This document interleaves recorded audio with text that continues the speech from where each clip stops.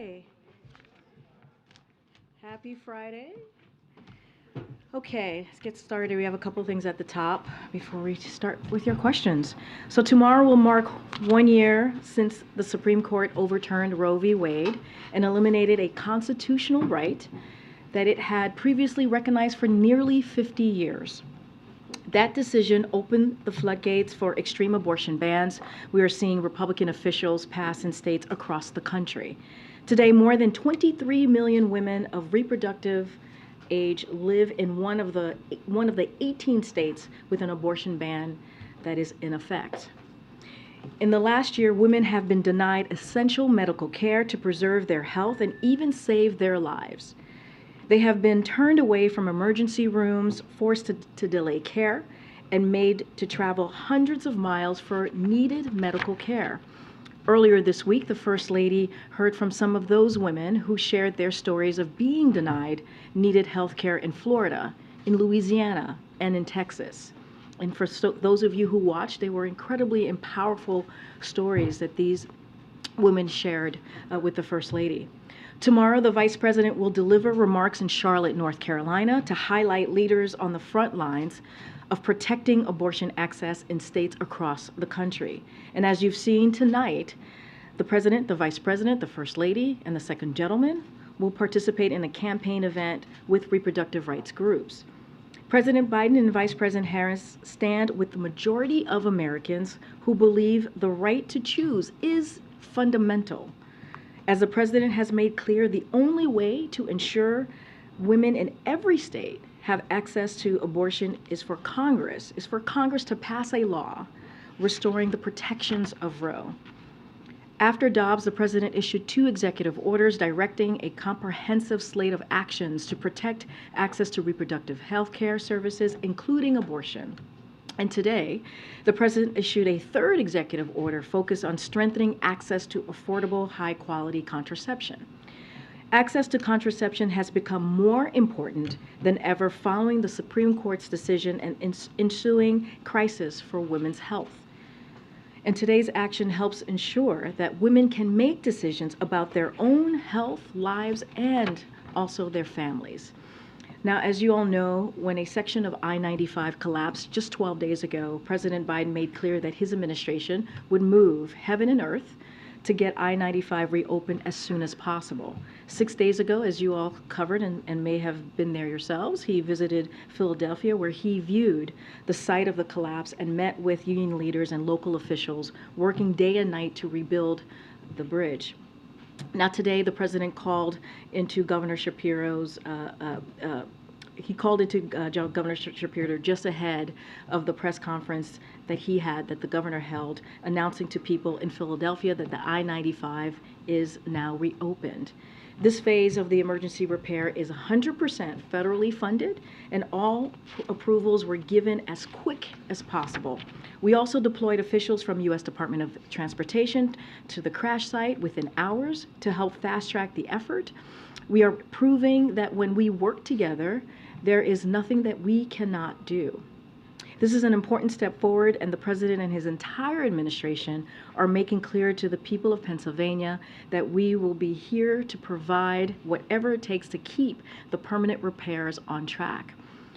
Now, we'll have more to share on this, but later today and on the full week ahead. But on Wednesday, the President will travel to Chicago to deliver a major address on Bidenomics, his vision for growing the economy from the middle out and bottom up, not from the top down. The President will highlight how, for too long, failed trickle-down economic policies had continued to be pushed by congressional Republicans, have hollowed out the middle class and sent jobs overseas. President Biden's economic plan is a break. It is a break from those failed policies. It is focused on growing the middle class and empowering workers, investing in America, and lowering costs. That plan is delivering results with more than 13 million jobs created, the strongest economic growth among any of the world's leading economies since the pandemic began, and the lowest current inflation among the world's leading economies. So we'll have more to share on his speech in the days ahead, and we'll have a week ahead later today for all of you as well. And finally, I do want to speak to something that we all watched very closely the last couple of days. Before I get started, wanted to say a few words about the submersible. Our hearts go out to the families and the loved ones of those who lost their lives on the Titan. They have been through a tragic ordeal over the past few days, and we are keeping them in our thoughts and prayers. We would also like to thank the United States Coast Guards, our Canadian, British, and French partners, and everyone who participated in the search and rescue efforts these past couple of days. This whole effort has been a testament to the skill and also the professionalism that the men and women who serve our nation continue to demonstrate, continue to show each and every day. With that, as you all know, the Admiral is here to join me at the podium to speak to any questions that you may have after the Prime Minister's visit yesterday and any other foreign policy matters that you all may have questions on. Admiral, the podium is yours. Afternoon, everybody. I think, as you know, Prime Minister Modi just concluded a very successful official state visit here to the White House. This morning, the President and the Prime Minister dropped by a meeting between senior officials and CEOs of American and Indian companies gathered to discuss innovation, investment, and manufacturing in a variety of technology sectors, including artificial intelligence, semiconductors, and space. And I think you received a list of all the attendees earlier today. Now, over the course of this visit, President and Prime Minister Modi reaffirmed that the partnership between the United States and India is deeper and more expansive than it's ever been. And when we think about the future, not only of this relationship, but of the critical emerging technology, countering climate change, global health, energy security, food security, there's just simply no partner that's going to be more consequential to helping solve those problems than India, and that's exactly what President Biden made clear during this visit. And as you all saw yesterday, or hopefully you saw, pretty robust set of deliverables on all of those fronts. Very, very specific, very tangible deliverables that we're looking forward to carrying future with India. And then, as both leaders reaffirmed, our countries are choosing to work together to truly work closely and cooperatively towards a more prosperous, secure, and healthy future, not only for the Indo-Pacific, but for the world. I'll take questions. Thanks, John. A couple questions. You mentioned, we saw yesterday the President and the Prime Minister held a one-on-one in the East Room instead of the usual two-and-two. Can you speak a little bit to the conversations, the negotiations that went on in advance of that? It's obviously unusual for the Indian Prime Minister to have a press conference, but for it not to be at the U.S. standard of two, why did the White House not push for it to be two questions to each leader? Yeah, I'm not going to get into the sausage making on this. I mean, we had good discussions with the Indians as we were preparing for this visit. We felt it was important for President Biden, certainly for both leaders, to be able to talk to you guys, read out their discussions, and take some questions. And we're glad that Prime Minister Modi and his team felt the same way. And then secondly, Jake's travels this weekend, particularly his meetings with the BRICS minus Russia and China officials from Brazil, India, and South Africa. Do you have any preview of what to expect from those conversations? I don't have travel to really read out or talk to today. I would just tell you that Jake especially, but all of us here on the national security team work closely with the Ukrainians almost every day, whether it's talking to them about security assistance or whether it's talking to them about this idea of a just peace and the principles behind that and how you get that. And those conversations are ongoing, and we'll continue to conduct them, not only with the Ukrainians, but with allies and partners alike. Hey, John, China's complaining that the president's description of Xi as a dictator is a provocation. Could you walk us through the president's thinking on this comment? Well, the president, I think, walked you through that himself yesterday, Steve. We're not bashful about speaking plainly about some of the concerns and issues that we have with the PRC and with the challenges that they propose. And the president is very forthright in the way he addresses those challenges and the complicated nature of this relationship. But it is an important relationship, and you heard the president talk about that yesterday as well. It's one of the most consequential bilateral relationships in the world today and likely will be going forward. And that's why it was important to see Secretary Blinken make that trip to Beijing. That's why we're in discussions with the PRC about potential follow-on visits by cabinet officials. We'll see where that goes. But more critically, that's why we want to make sure we can keep the lines of communication open. And as the president said, he has every expectation that we'll be able to do that. And you see India as a counterweight to China? This state visit wasn't about China. And look, India has challenges with China as well. Right on their doorstep, but also more broadly in the region. And clearly, the challenges presented by the PRC to both our nations were on the agenda yesterday, no question about that. But this wasn't about leveraging India to be some sort of counterweight. India is a sovereign, independent state. They have their own foreign policy that they have to manage, and they live in a tough neighborhood. They are becoming an increasing exporter of security, which we welcome, and you could see a lot of that, our desire to improve the defense cooperation on hand yesterday in some of the deliverables, whether it's co-production of jet engines, whether it's their purchase of MQ-9 drones. There's a lot we can do in the security front together, and that's really what we're focused on. Thank you. So, John, just to follow up, you're saying that the U.S. does not view India as having any role in its overall competition against China.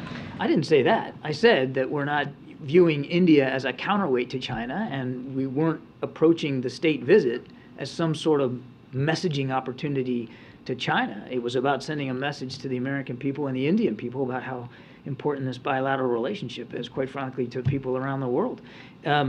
India has challenges with China on their own, and they address those challenges largely on their own. Now, I will add that they are a member of the Indo-Pacific Quad and have been a terrific contributor through that multilateral forum. It's not a formal alliance. It's not, it's not a military organization, but they have legitimate concerns in the Indo-Pacific that they're addressing through their own vehicles as appropriate.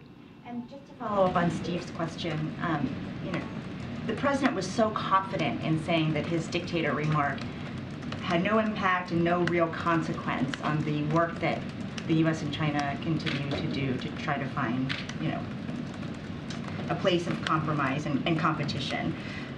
China's reacting differently, so why is the president saying so confidently that his remark had no real consequence? Because he believes it. And we're still in communication with the PRC about moving this relationship forward. That's what we're focused on. And every indication that we're getting is that that's what the PRC wants to focus on as well. Okay, thank you. Thank you. Hi, John. The UN is saying that the violence in the West Bank might get out of hand, and the Israeli settlers' violence against Palestinians, including American Palestinians, as you know, in many villages in the West Bank, their houses have been burned down to the ground. Your own ambassador said that we cannot stand by and watch. So what does it mean? How does the White House translate this? Well, look, we've certainly seen reports now of U.S. citizens at risk and potential victims here, actually having become victims of some of the violence, and we're actively engaging with the government of Israel about that. Several U.S. government officials visited the West Bank and met with the victims of this violence in a place called Termasaya. I hope I'm pronouncing that right. And consular officials have been providing assistance to U.S. citizens as requested. So we'll continue to stand ready to do that. Look, I'll say it again for I don't know how many time, we condemn all acts of violence. We certainly extend our condolences to the families of those that were affected. We issue a speedy recovery for those that were injured, but the violence isn't helping reduce the tensions at all. And when you have a situation like this, leadership is really required, leadership on both sides to stop the violence and to be demonstrable in doing so, so that the tensions can be turned down. And that's what we want to see. Thank you. The Israeli National Security Minister spoke today at a settler outpost, and he urged Israeli settlers to expand their activities to be included in all of the West Bank mountains. Despite of the violence that you just talked about and the international calls to hold settlements, settlement buildings, we're still hearing this from high officials from the Israeli cabinet. Why do we still hear this, and does the White House condemn actions and calls like that? We have been clear and consistent that we do not support additional settlement activity. Our policy with respect to settlements has not changed and will not change, and will not change, and we have been very consistent in communicating that directly to government officials in Israel. I can't speak to their comments or why they're saying what they're saying. That's a better question for them. I can just tell you that our policy on settlements has not changed, and there's not going to be a change to it. Thank you so much, Karine. Hi, John. So 2 questions about the trip to Copenhagen tomorrow. Some countries that will be there, like Brazil, for example, are saying that both sides will have to concede in order to have a peace plan to work. So what does the National Security Advisor want to accomplish when he's meeting representatives of Brazil, India, South Africa, and Turkey? And does the White House believe some progress can be made during this weekend? My answer is going to be pretty much the same. I don't have any trips or travel to speak to here from Mr. Sullivan. I just tell you that we routinely have engagements of all different varieties with the Ukrainians and with our allies and partners about trying to seek a just peace and to discuss the peace principles around that. We'll continue to do that. And just one more question very quickly, if I might.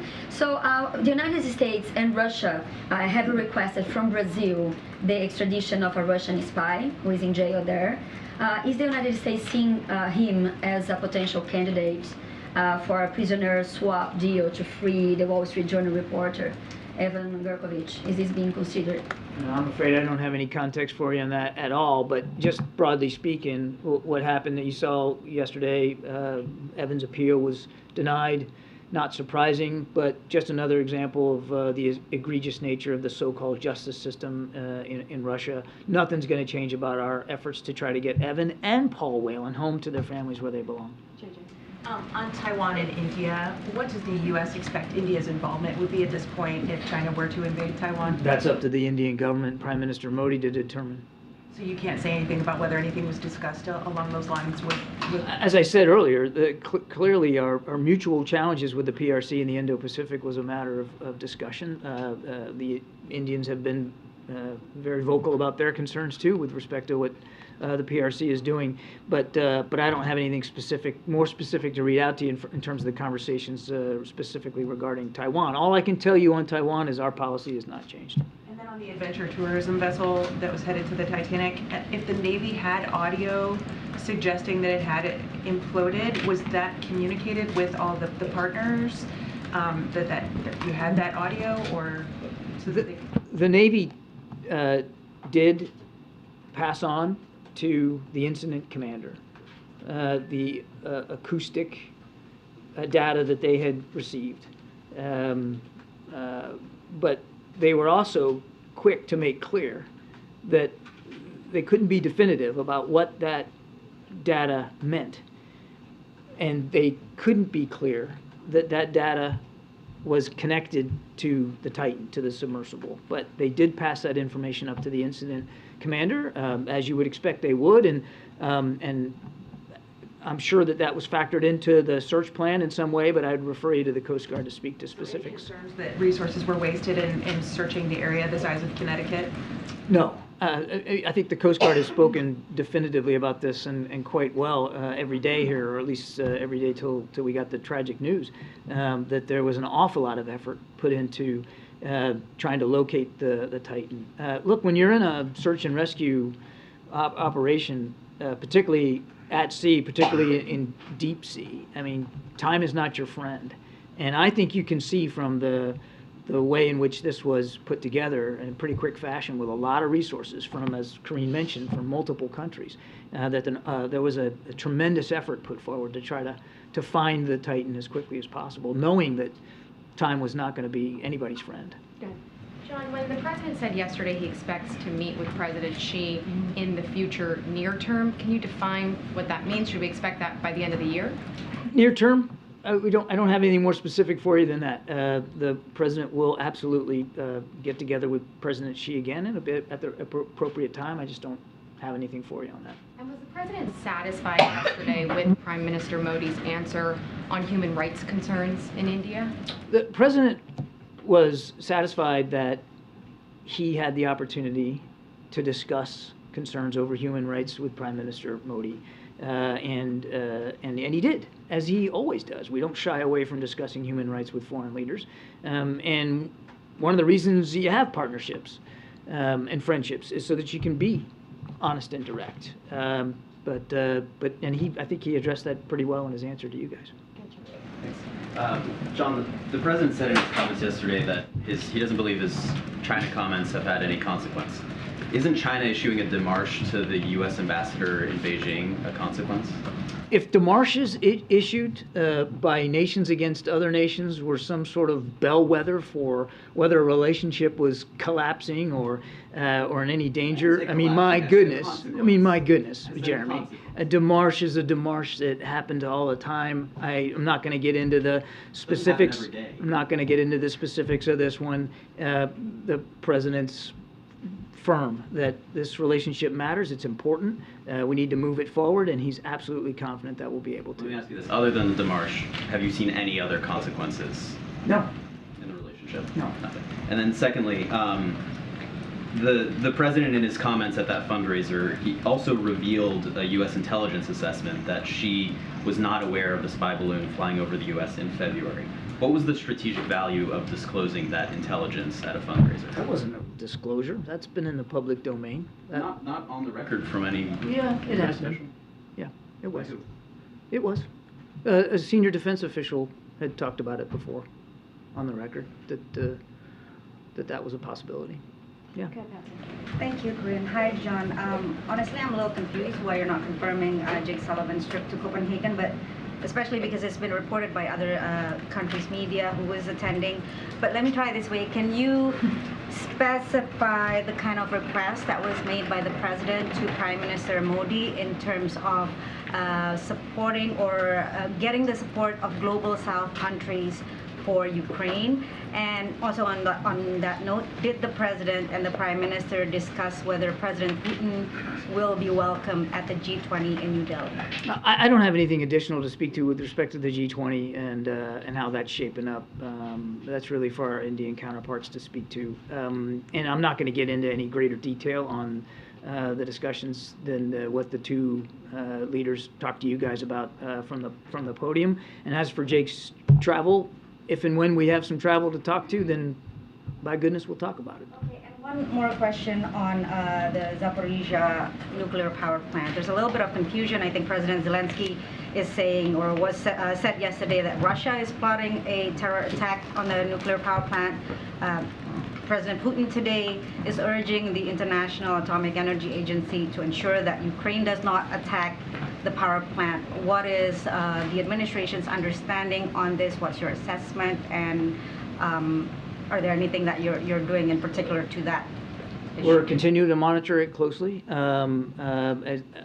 We are able to monitor some radiation sensors that are around the plant, and thus far we've detected no elevated levels of radioactivity. Do you have any sense of who's going to attack, if anyone is? Look, I've seen those reports, I've seen those comments. I just don't have anything to confirm them or speak to the validity of them. The only other thing I'd say, and we've said this before too, is that I think we should all be able to agree that a nuclear power plant is not a great site for military operations one way or the other. Okay.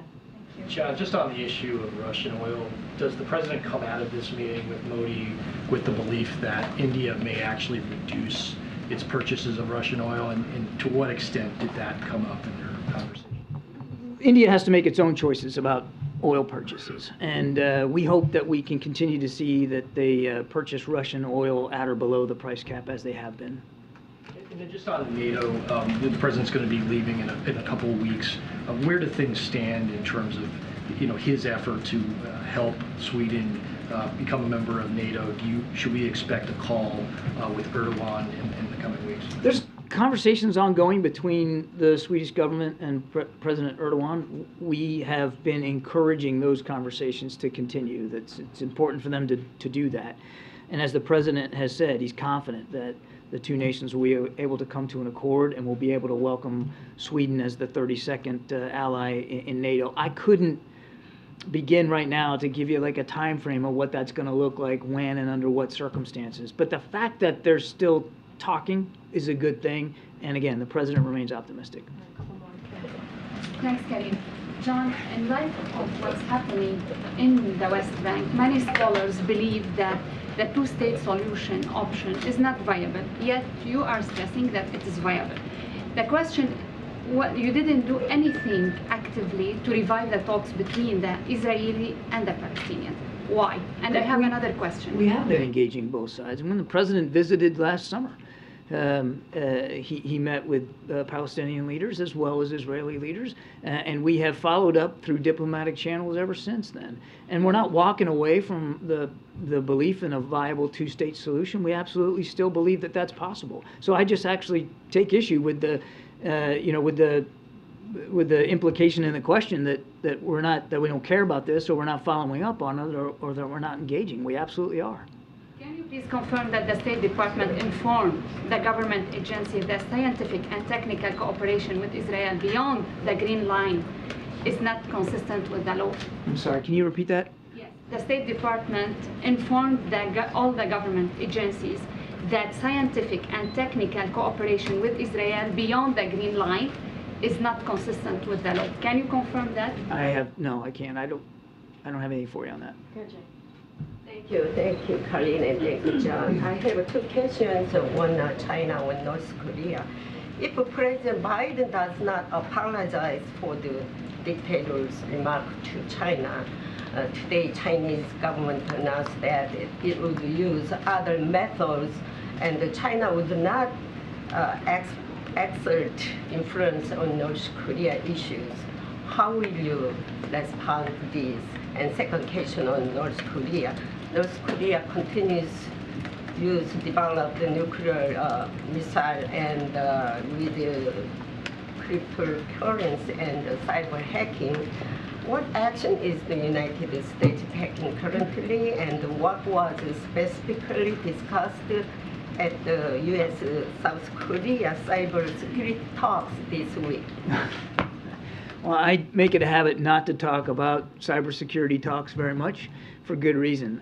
But on your first question, look, we know that Beijing has influence in Pyongyang, and we continue to urge them to use that influence.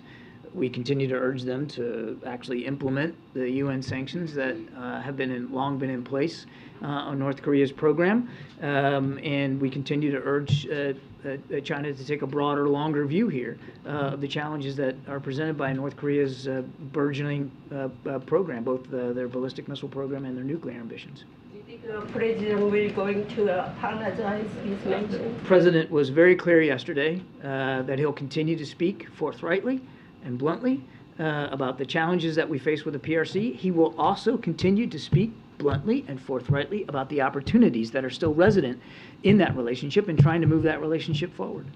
The State Department says that it organized a meeting earlier this month in Cairo with other nuclear powers, including Russia. I was curious if you could tell us what was accomplished during those couple of days. I know Russia was involved, representatives from the Yeah, so look, this is a routine continuing dialogue. We just happen to be the chair of these nuclear nations, nuclear armed nations, and it's done at a working level.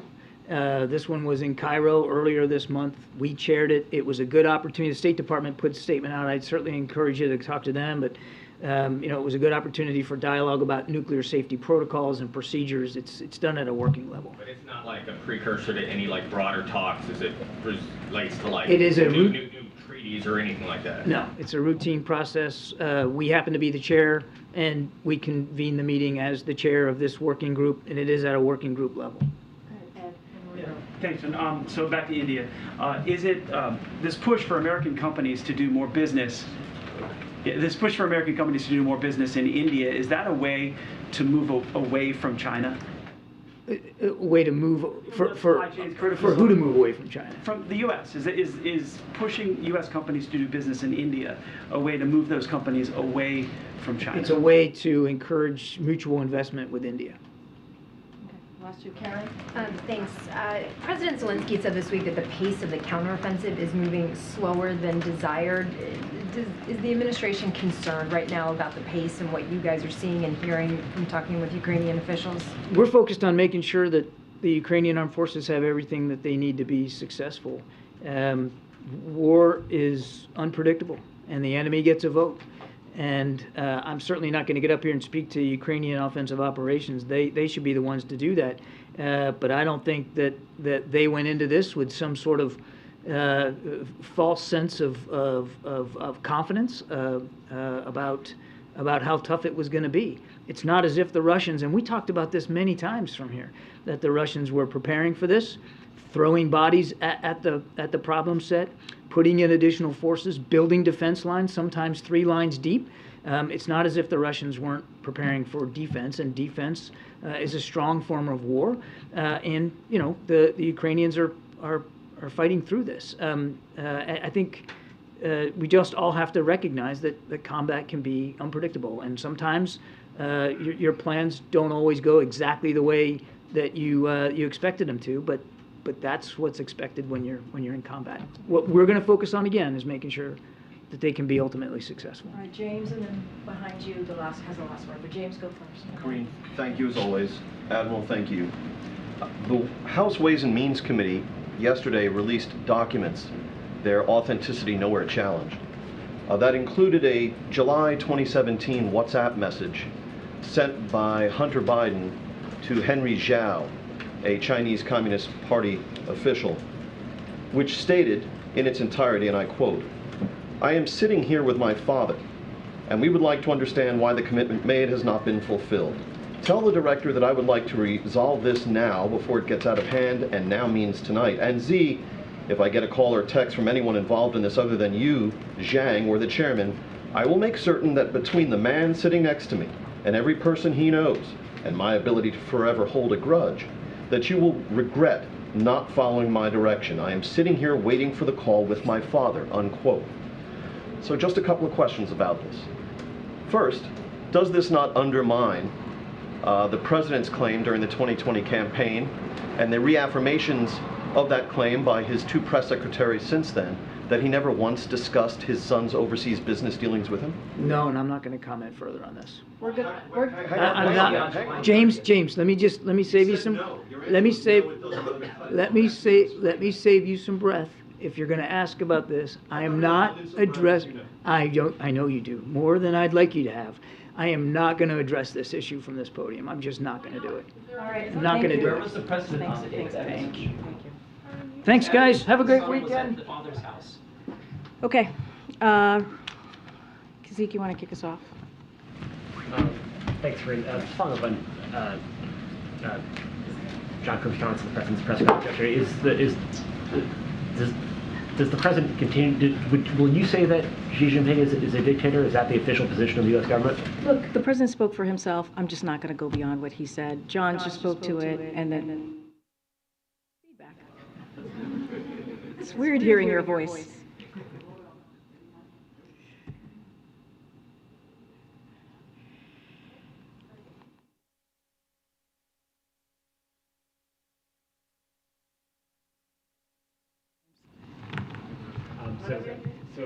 Is it good? We're good to go?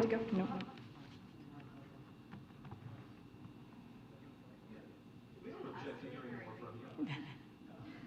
I object.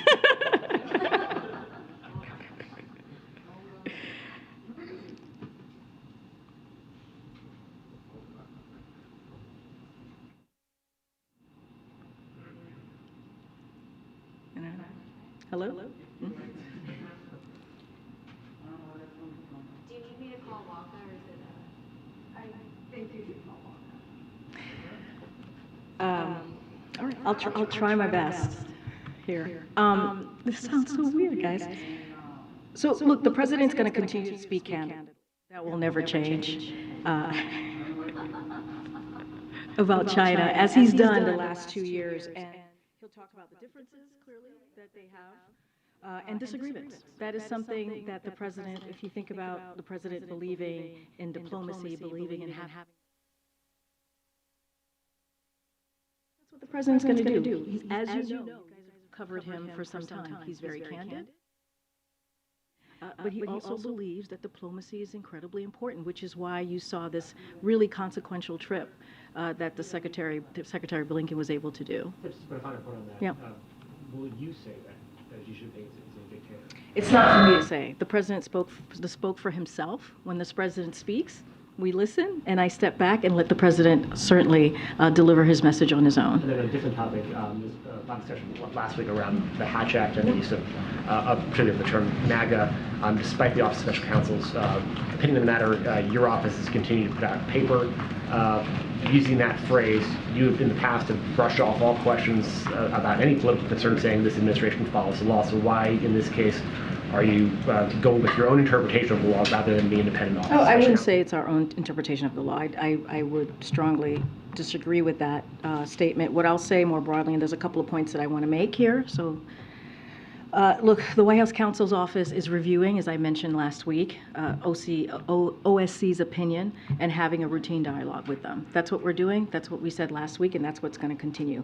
It is an ongoing process, and we believe from here, from the podium, from this administration, it's our duty to be transparent with the American people. That's what you see from us, and it's not on the agenda, right, on the president's policies, on the president's values, and about the agenda. That's what we want to be transparent about.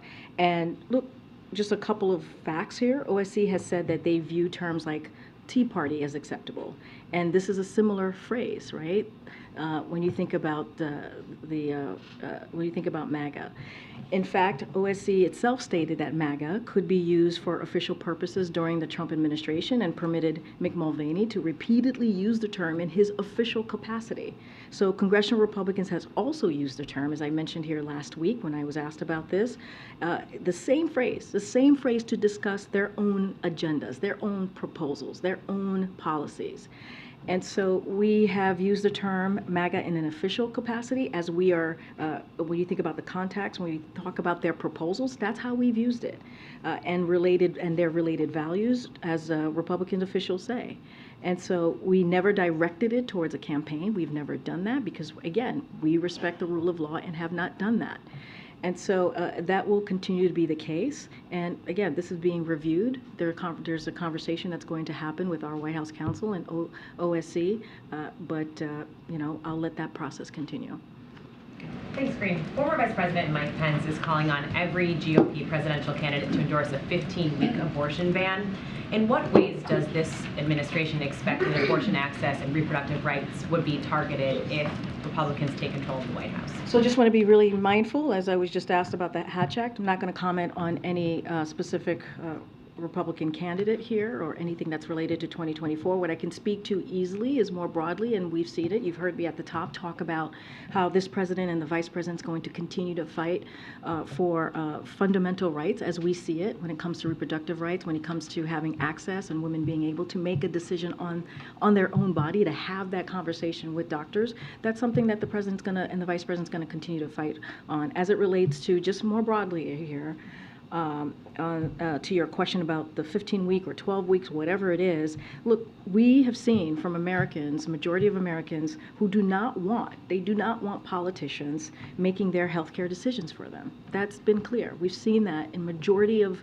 Americans, of every ideology, right? If you think about that. And so what we are going to continue to do, what we are committed to those Americans, a majority of Americans, all Americans across the country, is that we're going to continue to fight, and the president has been very clear, to restore the protections of Roe. And we believe that needs to happen through national legislation. How worried is the White House that Republicans in Congress or state legislatures will target contraception next? Look, I mean, it is a concern, right? In this state house, just this session alone, right, in 2023, we have seen more than 300 bills attacking reproductive rights, reproductive health care, right, including contraception, either eliminating it or limiting it. And that's a problem. And that's why we've continued to speak to this. We think about the executive order, the third one that this president signed today, to find ways for agencies to find ways to really protect contraception for women. And so the president's going to take action. You're going to hear from both the president and the vice president later today. The vice president's going to be in North Carolina tomorrow. You saw the first lady having really impactful, powerful conversations with women and what they've had to deal with. We have seen stories that many of you have written about when you take away that access, that type of healthcare access for women. It's hurt women. It's put their lives at risk. Literally put their lives at risk. This is what we have seen this past year with these really extreme pieces of legislation. So the president and the vice president are going to continue to be very, very clear about this. They're going to continue to fight for those fundamental rights and continue to call on Congress to restore order. Just quickly on the executive action, largely symbolic. I mean, are you at the end of the line here when it comes to what you can do without steps from Congress? So let me just make clear, I do want to speak about that a little bit. It builds on the progress that we believe that we have made already in expanding contraception access for women. If you think about the Affordable Care Act, it helped millions of women save billions of dollars on birth control that they need and want. And so we understand that there are gaps still as it relates to that. And so that's what this executive order does today. It does a couple of things. It safeguards access. It's strengthening access to affordable, high-quality contraception and family planning services. It increases contraception options. It lowers out-of-pocket costs. It maximizes contraception through access through the following ways: insurance coverage for those covered under the Affordable Care Act, as I just mentioned, Medicaid, Medicare, federal funded health care programs, including community health centers, and also Title X clinics, and the Indian Health Service, public education targeted at employees, college students, veterans, and service members. So we don't believe this is symbolic. We believe that this is another step to really deal with this gap that we're seeing across the country, and to do everything that we can to continue to fight for fundamental rights. Would the White House like to see an investigation into what happened with this submersible? Look, I can't speak to that from here. I will leave it to others, the United States Coast Guards and others, to speak to it. I'm just not going to comment on that from here.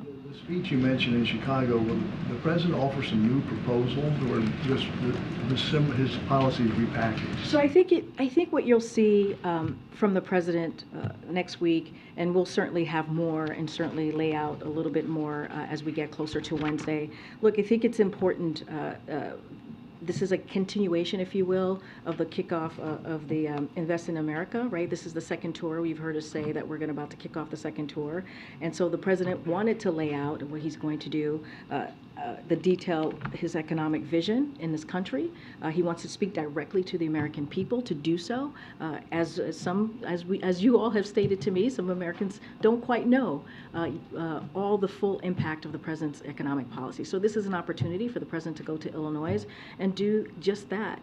And it's going to be centered on working people, I can say that, and growing the middle class, as we've talked about many times before. And it is going to be, this is, a cornerstone of his speech. And so I think it's important. He thinks it's important for the American people to hear directly from him as he talks about his economic vision, as he talks about how he sees the next several months and the next several years when it relates to how he wants to continue to grow the economy without making sure no one is left behind. And that's what you're going to hear from him. Of course, he's going to lift up the successes that we have seen the last 2 years. You've heard me say this at the beginning of the briefing, with the 13 million jobs created, unemployment at a record low, making sure that we're bringing back manufacturing jobs, 800,000 manufacturing jobs created. If you think about inflation, it's the lowest that we have seen since it went down by more than 50% in the past, since 11 months, in the past 12 months, and that matters. And we think that matters. So he's going to talk directly to the American people to make that very, very clear, and what we've been trying to do and what we will continue to do as it relates to lowering costs and dealing with an economy that works for all. Go ahead. Thanks, Karine. To follow up on that question, with the president's speech on the economy next week, it seems like he's entering a mode where he's more willing to embrace the current economy, to tout the economic progress that he believes has been made. Is that a reflection of the fact that you guys feel like inflation has cooled significantly to a point where you think this is a trend that is durable, and that you feel like you've kind of turned the corner, and so that's going to be reflected in the president's messaging as well? So look, the president talks about the economy every chance that he can, and tries to communicate with the American people and really meet them where they are, as we know that lowering costs is a key priority for them. That's what they want to see. And so of course the president's always going to try to meet Americans where they are. That's why you hear us talk about gas prices going down. You hear us talk about Inflation Reduction Act, a historic piece of legislation, as you all know, that's going to lower energy costs, lower health care. There are things here that he has done in the last 2 years that we have talked about over and over and over again. This gives him an opportunity to do it in a way that he talks about it in a fulsome, if you will, way and approach. Where he'll be in Illinois, he'll talk about Biden economics more broadly. He'll talk about the next kind of how he sees the future and dealing with the economy. And I think that's all incredibly important. Look, you know, and I think as you talk about the economy and where it's going, we've been very clear. We believe that we're headed to a slow and steady growth. We believe that the work that the president has done with economic policy, as he continues to move forward with it, as you continue to implement those really key important pieces of legislation, is going to continue to grow important jobs, jobs that are union jobs, jobs that are going to be able for Americans to put food on their table. All of these things are important. But like I said, we understand that a lot of Americans don't know what the president has done. I'm just trying to get a better sense of why now for this speech. Is it tied to the progress in the economy? Is it tied to just like the moment we are in the political season? I mean, what? I think it's a combination of things, right? We've shared the good news that we've heard from the data over the past several months, right? We put that out there. We lift up how inflation has gone down, as you just stated. And also, we want to continue to talk about the historic legislation, right? So this is all very important. We talked about the Invest in America. We talked about doing the second portion of the tour. So all of this is all kind of brought together in a way so that he can give this cornerstone speech, right? This really important speech to the American people. So we're trying to have a steady drumbeat, right? A steady drumbeat of making sure we're communicating with the American people, not just the data, right? Not just a piece of legislation, but giving the opportunity for the president to talk about his economic plan more broadly, and that's what you're going to see. And again, a steady drumbeat, something that's been very consistent. He talks about his economic plan consistently, and the legislations, clearly, the historic pieces of legislation that we bring up, is all connected to building an economy that grows for everyone, certainly not trickle down, but something that grows from the bottom up, middle out. And then secondly, the president invited his son Hunter to the state dinner last night. I'm wondering if you could take us into the thinking and decision-making of why the president decided to invite his son. I'm just not going to get into family discussion, personal family discussion. As you know, Hunter is his son. I'm just not going to get into it. Let me ask you this. If Hunter Biden wasn't the president's son, would he have invited someone who had just reached a plea agreement with federal prosecutors 2 days earlier? A couple of things. Again, that's his son. He's a family member. It is not uncommon for family members to attend events at the White House. You could look at past presidents. I'm sure you have. So that is not uncommon. As it relates to anything related to Hunter, I'm just not going to respond to it from here. Can I follow up on that? No, I just called in somebody. Go ahead. Yeah. So Kirby wouldn't answer James's question, though. Are you going to answer the question? I mean, not a reasonable question to ask whether the President of the United States was involved, as this message seems to suggest, in some sort of coercive conversation for business dealings by his son. Is that something, if he wasn't, then maybe you should tell us. So here's the thing, and I appreciate the question. I believe my colleague at the White House Counsel has answered this question already, has dealt with this, has made it very clear. I just don't have anything to share outside of what my colleagues have shared, and so I would refer you to him and the DOJ. Just not going to comment from here. Text message What I can tell you is I know that my colleague has dealt with this. He addressed this at the White House Counsel. I just don't have anything else to share. In the shakedown attempt? I just answered the question. I just answered the question. No, you didn't. Yes or no? Was the president involved in the shakedown attempt? Stephen, I just answered the question. It's not up to you how I answer the question. I just answered the question by telling you my colleagues at the White House Counsel has dealt with this, and I would refer you to them. Go ahead. Karine, can you just remind us what your colleague said from the White House Counsel so we have it? I would refer you to them, and they will share their statement with all of you. My question is about your statements from that podium. You've stated that the president stands by his comment from the 2020 campaign that he never once discussed his son's overseas business dealings with his son. And you stood at that podium and you reaffirmed that. Do you stand by your reaffirmation? What I will say is nothing has changed. Nothing has changed. And I will leave it there. Anything else, I will refer you to the White House Counsel. This is not a change? I just answered the question. You just asked me, does my statement change? I just told you nothing has changed. That's answering the question. Go ahead. Go ahead. The Go president was ahead. there 2 days Go ahead, prior. Stephen. I'm calling on your colleague right now. Go ahead. Thank you. To follow up on my colleague, is there anything that you can say with regard to this text message and what the president's son was alleging? Was the president there or not? I would refer you to my colleagues at the White House Counsel. They have addressed this, and I refer you to them. Go ahead. Karine, have you spoken to the president about this? Have you asked him whether he was there with his son on July 30th? This is not a conversation that I've had with the president. Again, I would refer you to the White House Counsel. Do you plan to have that conversation with the president? No. Did the president speak with the attorney general at all I last can't. night? I cannot say if the president had had a conversation with the attorney general last night. What I can refer you to is the White House counsel's office as it relates to the allegations. They've already addressed this. This is something for them to deal with. I refer you to the Department of Justice on anything else if you don't want to speak to the White House counsel's office. And there was reporting earlier in the week that after the plea agreement was reached by Hunter Biden, that the president felt relieved that that part of it was behind him. Is that true? Can you speak I can't to his speak to that. I cannot speak to the president's mindset. Again, I would refer you to the White House counsel's office. Get it. Oh, yeah, thanks. Back to India, if we could. So India is on a U.S. priority watch list with China and Russia for failing to protect intellectual property. With this push to get American businesses to move into India more and invest in India, what assurances did you get from Prime Minister Modi that India will protect intellectual property?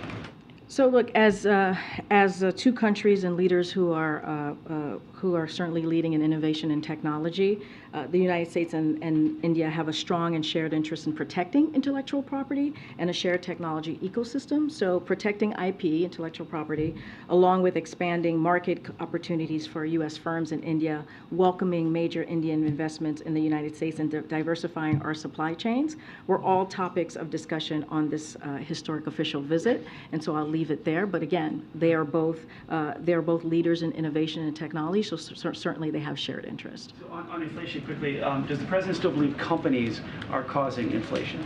So look, as you know, the president, when it comes, I just went to laid it down for Jeremy about how important it is for this president to deal with inflation. We've seen inflation go down by more than 50% in the last 12 months, and we think that's incredibly important. And so the way that we're going to continue to do the work of making sure that we lower, whether it's lowering costs for Americans at the pump, and so. But to your question, and other things, right, whether it's healthcare or energy costs. But during the pandemic, as you know, we saw profit margins increase to historic high levels, and we expect that as profit margins fall to more historically normal levels, inflation should moderate further as well. And so the president said this in his Wall Street op-ed, and I'll quote him: as supply chains continue to unsnarl, company profits margins fall from historically high levels, and rents continue to moderate, inflation should decline further, creating more breathing room for working families. So did the president confront the CEOs here today about that? I'm not going to get into conversations, private conversations that the president has had, but I just laid out how we see the future as it relates to profit margins, and I'll just leave it there.